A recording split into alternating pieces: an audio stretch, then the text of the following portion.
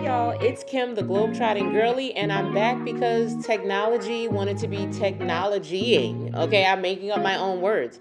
I don't know what happened with the last video, which was supposed to be part 2, and the final review of the Royalton Riviera Cancun.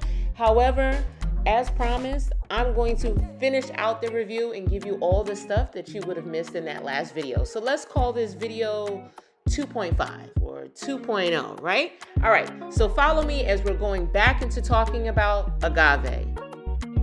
Agave is a Mexican restaurant. If you are part of the Diamond Club or the Preferred Club, you are able to dine here for breakfast, but it's also open for dinner as well. So I was excited to show a little bit of my breakfast. I had some avocado toast with arugula and some spinach. I put the arugula on the side. Y'all know that I'm a picky foodie. And I also had some waffles, and they put like Nutella on the side. I believe I had pancakes one day. I'm pretty simplistic, but then they would also make omelets for you.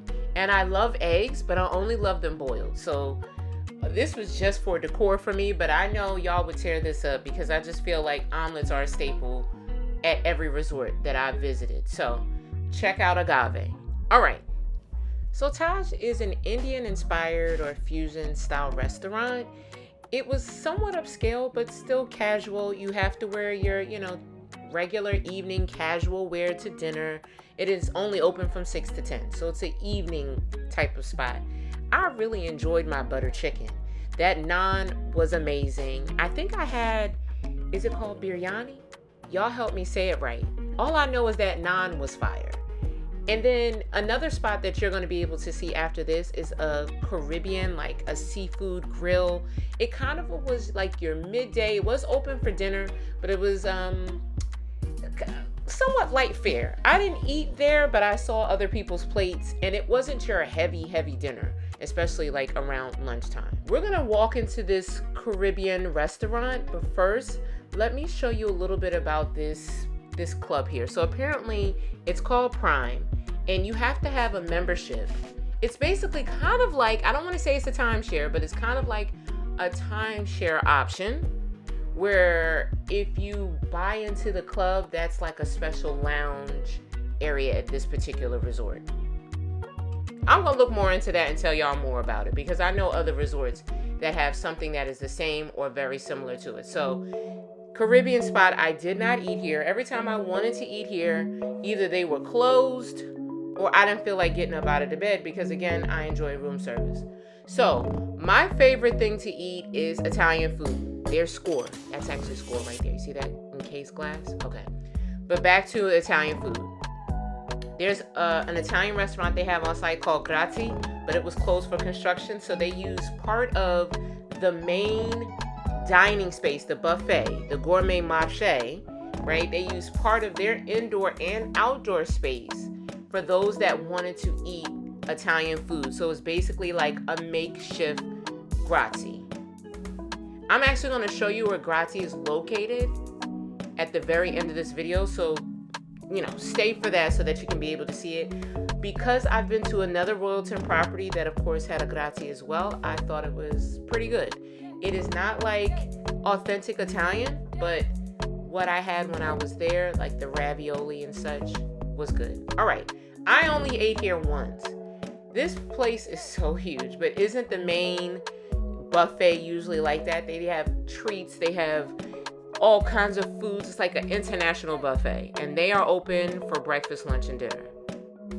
I love the fact that they had a plethora, like a laundry list of events. It was almost like a smorgasbord. That's probably the best word I can use. Like a smorgasbord of activities. And I think if that is your thing, like if you want to be secluded, you can do that. Like they have what I call, quote, the kids side. They had the main pool. Then they had hideaway if you just kind of like wanted to be quiet. But if you wanted to be in the action, you have that option. They have a club for the kids. They have a teen club. I didn't actually show that in this video. I didn't get a chance to stop by, but I love an opportunity to drop off the kids so you can have some adult time. And one of the fun things about being a part of the Diamond Club and being in the hideaway section is it does come with some other privileges. Just like this restaurant here called Dorado. It also has another restaurant that it comes with a price tag, and it's called the Culinary Experience. But this was Dorado / the Ocean Point Bistro. So you had to be part of the Hideaway Club, as I say. But they had like this really nice spot where you could come for breakfast, and then I believe they were open for dinner. Not sure about lunch, but when I tell you, having this ocean view, this open kind of concept, like this almost like fishbowl but not feeling confined, I love this. The decor in this area, hot fire. I see why they say it's for adults, because it was really nice. And so no matter what you wanted to do here, there was something for everybody. Their excursion desk, although I did not go on any excursions with them, I'm familiar with a lot of the partners that they work with for the excursions, and I would recommend them because I have used them before. Okay, so remember I told you about the CX experience? So that is supposed to be like a blindfolded senses, taste, culinary experience, right? Like you're supposed to be like in the dark, or supposed to be blindfolded, and they're supposed to allow you to try food.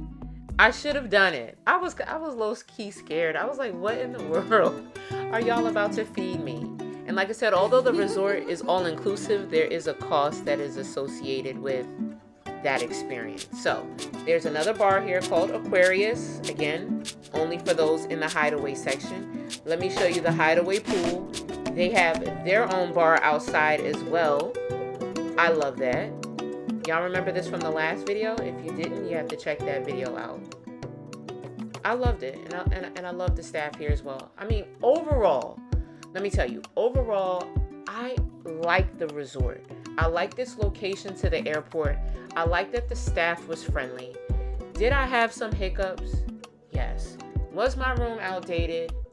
Did I find a cockroach, a big old cockroach in my room? It did. When I go outside to go in the swim up, was there another cockroach outside? Did it die and then it was floating in the water and I didn't want to touch it to get it out? Did they mess up with the app and some other stuff? Yes. Did they mess up on my band and make me wait and make me feel like I wasn't a Diamond Club member, even though I had upgraded to Diamond Club? Yes. But I did meet a few people along the way that said that they enjoyed their stay. Now, I don't know how often they get out. I'm a travel girly. So if I had to choose whether I was going to come back, I probably will let you know at the end. All right, so let's get into some wedding venues. This one is called, I think it's called like the Naughty Bar, but it's also a Diamond Club bar as well.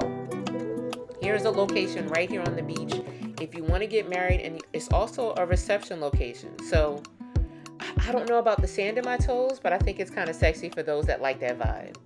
I love this. This is like a great picture location. It was actually already set up. A wedding had already happened that day, so it was already set up for the wedding that it ended. But look at those views. Is that not gorge? I was like, oh, I could get married here. I would invite too many people to my wedding though, and so this particular spot wouldn't work for me. But you see the food truck right there to your right, that yellow and blue? There's the main building straight ahead. Okay, now we're back in like this Diamond Club Hideaway area. They have like another rooftop style. This is right above Armadillo. Remember Armadillo? So you could use that space as well, but this is adults only. So there are no kids allowed there. So you can't get married there if you plan to have a flower girl. Can't even have the flower girl, can't have your kids. Okay, then you have your traditional ballrooms. You can either connect all of them together, there's 3, or you can rent one of the 3, 2 of the 3. So I thought that those are some good options. This by far was another wedding location that I was like, oh yes. I've always wanted to be the center of attention for my wedding. If that's you, this is like the longest aisle ever. Okay, and I want nothing more than my partner to be at the end of this walk. Okay, look at me from afar, honey. Now see me up close. She wanted to show me some of the bathrooms up here. So it's like a nice private space. They gave you great views of not only the beach, but also you got to look over the resort, or at least part of it, because remember the other side is Hideaway. You cannot see that from here. So this is their Sky Terrace. I said, come on here, Sky Terrace. Look at that. Yeah, I love it. I saw some of the wedding pictures and things like that. They also had a vendor there. Their thing was, I think they're called Biflorals. And they do like silk flowers or fake flowers, which I think is so smart. There's nothing like fresh flowers, but when I tell you to have fresh flowers that are just gonna die, they're literally for a few seconds, especially in that Mexican heat. I don't know. I also had a chance to tour the bridal suites and the spa area, and where you get your hair done and things like that. So if you want to take that tour, you have to jump back to part 1 to check that out. Nonetheless, it's your girl, the Globetrotting Girly. Don't forget to come back, like, subscribe, comment, share. Don't be a stranger.